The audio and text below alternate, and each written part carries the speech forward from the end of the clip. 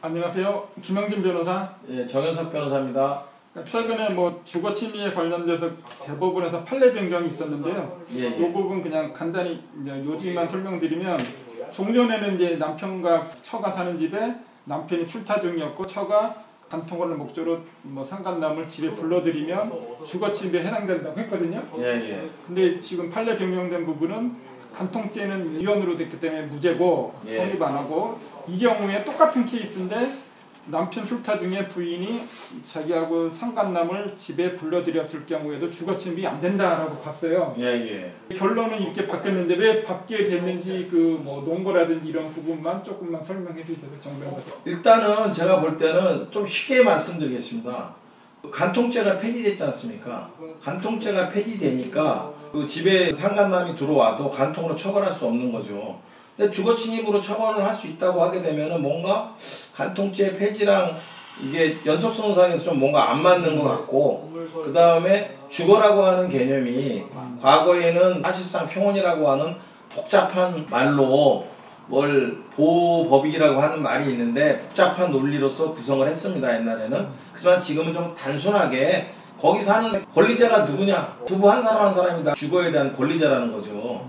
그러니까 그 주거자의 동의를 받고 들어오면 더 이상 처벌하지 않겠다. 그래서 주거침입을 갖다가 인정할 수 없다. 이런 논리로 바뀐 겁니다. 좀 부연 설명하면, 종전에는 이제 간통죄가 있어서 예를 들어 남편이 출타 중에 부인이 상간남을 불러들이면 간통죄도 당연히 성립하고 주거침입이 성립하는데, 그 경우에 남편의 의사에 반한다.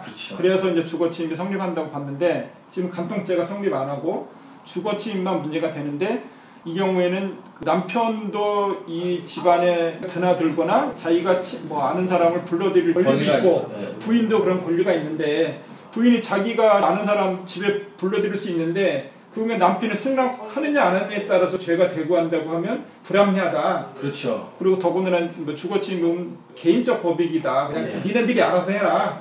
이 경우는 이제 말 그대로 이혼소송하면서 손해배상 청구해서 돈으로 받아가라.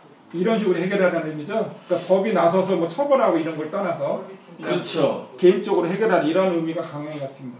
이게 그러니까 실무적으로도 굉장히 많이 소송도 많이 걸립니다. 왜냐면은 부부가 이혼을 하게 되면 지금 말한 케이스처럼 한쪽이 집을 나갔다든지 아니면은 이렇게 상간남이 들어와서 간통행위를 했다든지 이런 문제가 발생하면은 형사고소부터 다 하겠죠.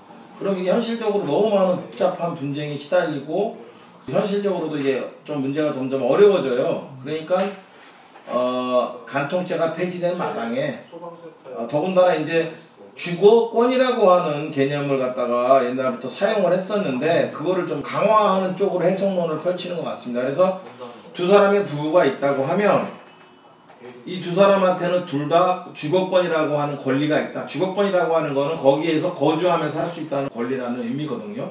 그러니까 그 중에 한 사람의 동의를 받고 들어왔다면 굳이 그 사람을 처벌할 수 없지 않느냐. 자, 이렇게 지금 법원이 해석을 하고 있습니다. 지금 정 변호사님 말씀하신 것처럼 이제 판례가 변경되면서 학설이나 판례상으로 이제 법리적으로 논의할 건 많은데, 법원이나 이제 교수님들이 할 사안이고, 보통 일반인들이 이해할 수 있게는 지금 말한 대로 그냥 같이 사는 사람 중에 한 사람이 그냥 승낙받아서 들어오면 다른 사람 일일이 동의 구할 필요 없다, 이렇게 해석하면 되는 거죠. 여기에 대해서 유사한 판례가 하나 나온 게 있는데요. 이제 그 주거자 중에 한 사람이 이제 밖에 거주하고 있었는데, 자, 집에 들어가서 그 문을 갖다가 따고 들어가가지고 그 안에 있는 내 짐을 좀 갖고 와라. 이제 그런 사건이 있었습니다. 그 사건에서 비밀번호를 먼저 바꿔요. 저희가 실무적으로 재판을 해보면은 부부가 이혼소송을 한 배우자가 나가지 않습니까? 그럼 못 들어오게 이 비밀번호를 거의 다 바꾸더라고요. 그러면 이제 그 안에 물건들을 두고 온 게 있잖아요. 그러면 그 물건들을 갖고 와야 되는데 내가 가기는 싫고 바쁜 일도 있고, 그러면은 친인척이나 누구 아는 사람을 시켜가지고 가서 내가 쓰던 그 옷가지라든지 이런 거 갖고 와라 이렇게 시키지 않습니까? 그러면 이제 비밀번호가 바뀌어 있으니까 열쇠 하시는 분들을 불러갖고 따고 들어갈 수밖에 없잖아요. 거기에 대해서도 대법원 판례가 나왔습니다. 대법원 판례가 주거자의 그 지시에 따라서 문을 부시고 들어갔죠. 그런 경우에도 주거침입죄가 성립되지 않는다. 이런 판례를 내놨습니다. 그러니까 그 경우는 이제 공동주거권자 중 한 사람이 명시적으로 못 들어오게 한 건데 예. 그 경우에는 어쩔 수 없이 훼손하고밖에 못 들어간다. 그렇죠. 그러면 그게 이제 공동주거권자 중에 다른 사람이 내가 그냥 뭐 들어갈 수 있는 권리를 박탈당한 거니까 비정상적인 방법으로라도 들어갈 수밖에 없다. 그렇죠. 그걸 가정해서 그냥 정당한 권리 행사다 이렇게 공고를 볼 수 있는 거죠. 그렇죠.